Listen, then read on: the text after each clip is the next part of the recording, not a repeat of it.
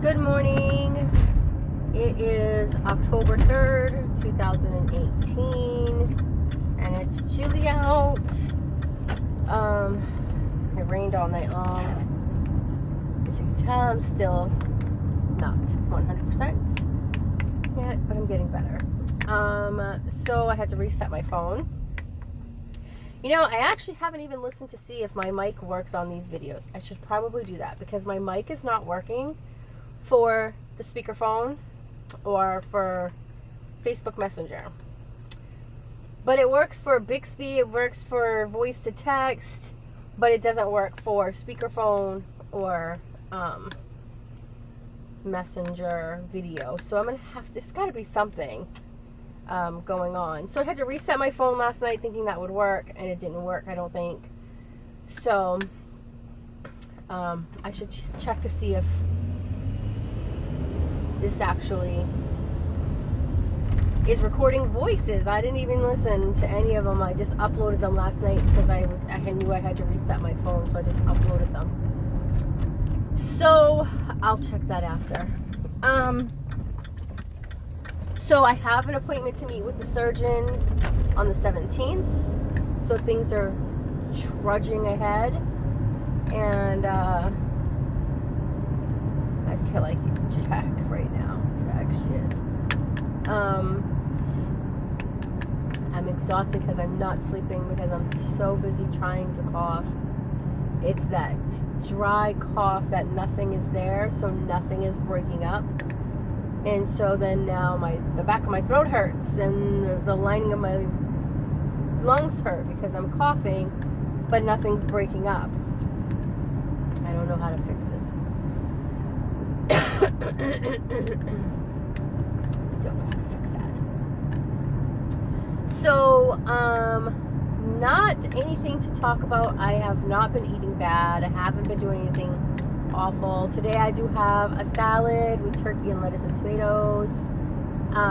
Obviously lettuce. It's a salad with turkey and cheese and tomatoes. I wanted avocados, but they weren't ripe yet. They're still hard. So I just stuck them back in the refrigerator. And not anything else is really going on. You know, I have the meeting with the surgeon on the 17th, and you know, just pushing forward with LaVerge, trying to get that going. My job wants to see a sample, so hopefully I can get that up and running. Yeah, so that's really about it. I don't have anything else to talk about. I don't want to discuss politics. I don't want to discuss any of that BS that's going on right now. I'm trying to avoid all that. Childish high school drama crap that's going on over there. I do just want to say once again that when somebody chooses to walk out of your life, you need to let them. Don't argue, don't fight. Let them walk out. Let them see how different their life is without you. And if they can live without you, whether it's your mom, your dad, your sister, your uncle, your brother, your cousin, you know, whoever it is, if they can live without you and not check on you or worry about what's going on, or, you know, make sure that you're okay or any of that stuff, then you didn't need them to begin with, no matter who it is. You should always be grateful for the relationship. So if it's a mom or it's a dad and they walk out, always be grateful that they brought you into this world, that they had you, that they raised you, that they did put the time that they put in. But you need to respect that, you know, sometimes those people are meant to walk out for you, and meant to walk out for them. And whatever it may be, it is what it is. So, for example, my mom doesn't talk to me. Now, sorry, my nose is itchy. My mom doesn't talk to me, and it's her choice. I reached out several times and she just chooses not to have a conversation with me. So that's her choice.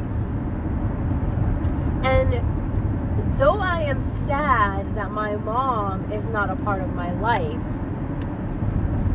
it's okay. And people look at me like, what, that's your mom? You only have one mom? No, yes, I only have one mom. And it doesn't mean I don't love my mom. And it doesn't mean that I don't value what she's given me or any of that, because I give my mom props all the time for everything that she's taught me. It just means that her and I can't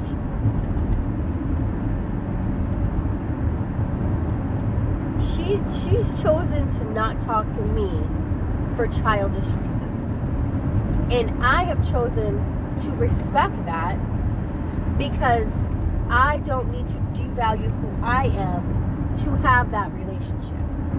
So what I mean by that is, I don't need to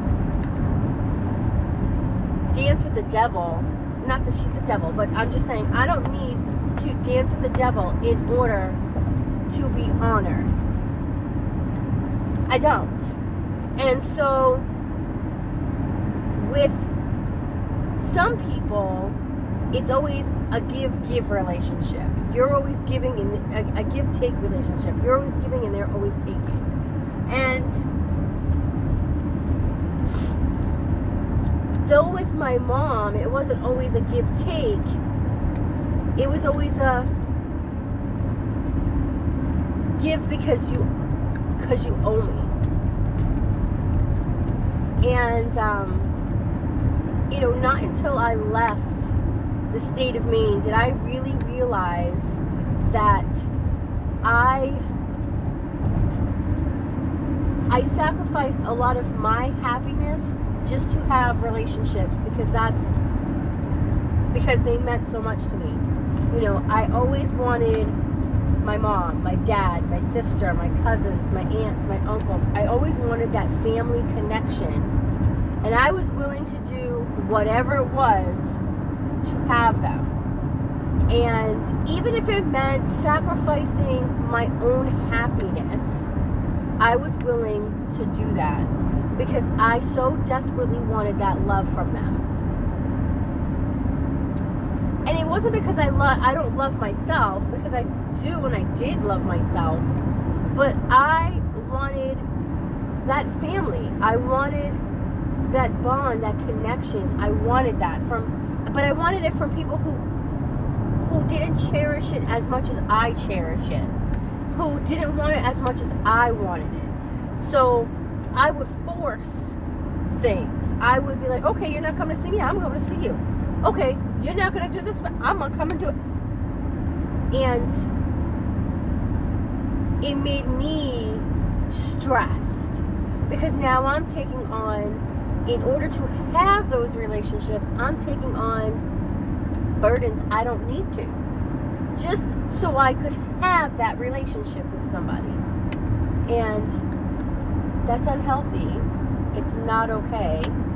And when I left and moved to Connecticut, life was so much more better.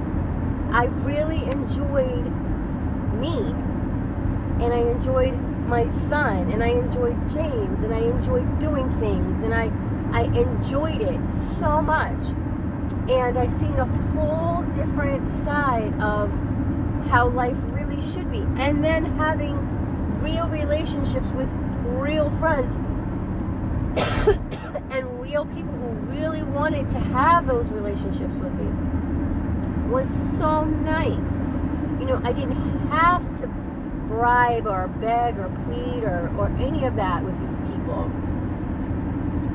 It just happened naturally, and it was so nice.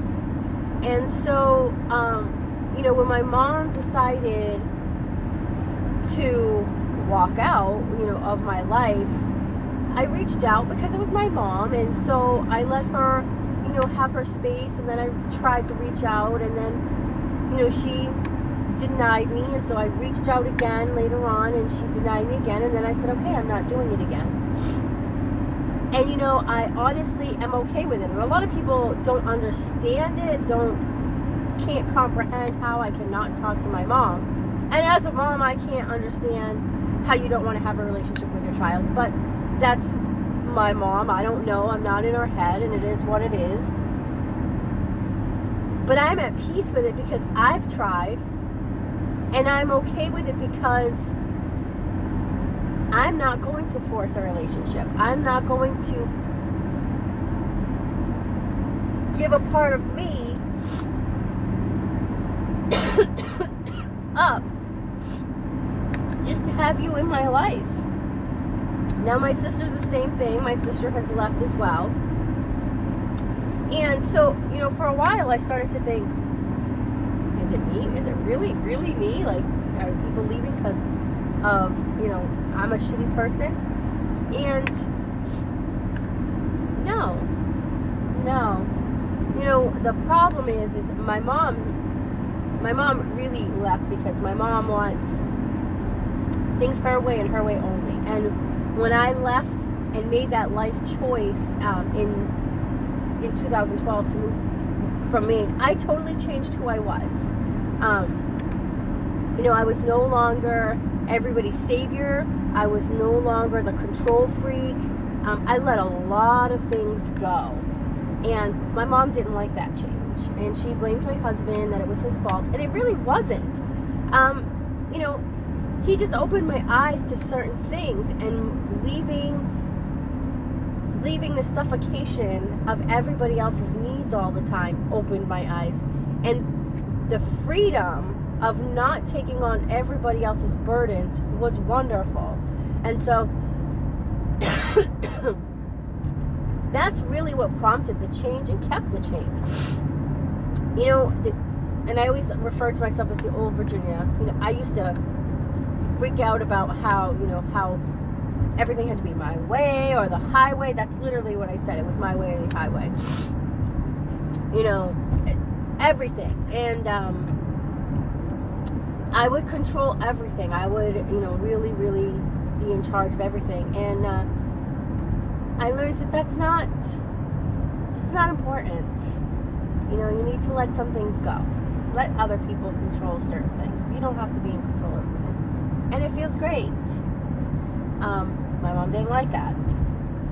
You know, when she came down to live with us, she was like, well, what kind of this? And what do you want this? And I said, Mom, I don't care. What?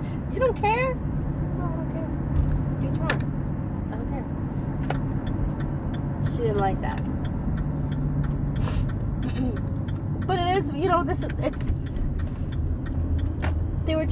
there are more important things to me now. And, I don't care if the couch is on the right side or the left side. I don't care if the carpet's slanted. I don't care. I don't care.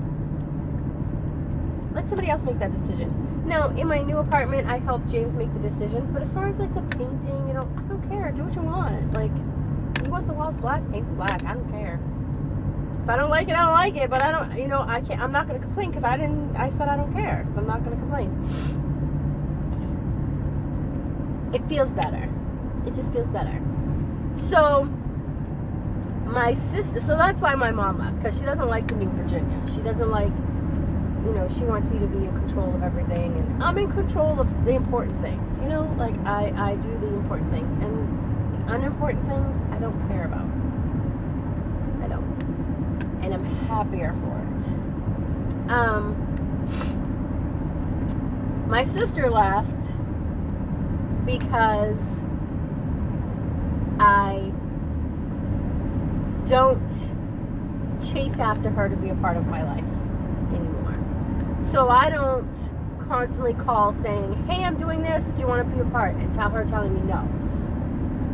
And I've had this conversation with you guys before. I've said, when one person reaches out and you've declined, now the ball is in your court. Now you need to come back with an alternative. Hey, I'm not available on Tuesday, but you know what? I'm available on Sunday. So why don't we get together? Are you available on Sunday? When are you available again? If you don't do that, then it's just a one-way relationship. That one person is always reaching out to you, and you're always saying no. Or you're only setting it up when it's convenient for you. That's a one-way relationship. Sorry, I'm not having that. Not having it. When you're ready to have something with me, you're ready to do something with me, you call me. If you're not, and if I don't hear from you, then I know I'm not that important. Because the people who find me important and value me reach out and say, hey, why don't we get together on this day? They do. So, you know, those are things that, like, you just have to let those people go. And eventually they will see I miss them. And they'll either be an adult enough and reach out and say, hey, I'm sorry. Or they'll be immature, they'll never reach out again. But you have to know the value of that relationship. I value my sister's relationship. Even though we don't talk, I will never shit on her. She's the one who walked out. I didn't walk out. So when you're ready to talk to me, give me a call. If I'm available to do something, I'll do it. If I'm not, well, we'll have to reschedule for another time. You know, those are the things that, like, you just have, and you have to value that relationship. I love my mom. Just because I don't talk to my mom doesn't mean I don't love my mom. And just because I don't talk to my mom doesn't mean I don't worry or don't care or any of that. That relationship just isn't meant to be. Just like with my dad. My dad and I have a weird relationship. So because he has the lifestyle he has, he stays away.